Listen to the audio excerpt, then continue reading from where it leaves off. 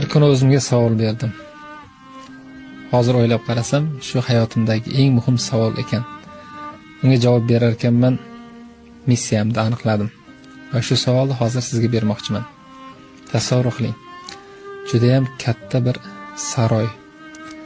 Eng to'rda tepada ikki olam sarvari Payg'ambarimiz alayhisalom o'tiribdilar. Va ikki chekkadan butun ashabi ikromlar tarixda hozirgacha o'tgan buyuklar, ulamolar, Xudoning do'stlari va bizning eng faxrlanadigan ota-bobolarimiz hammalari tizilib o'tirishibdi. Va o'sha katta eshikdan saroyga siz kirib keldingiz. Hamma to'xtab sizga qaradi.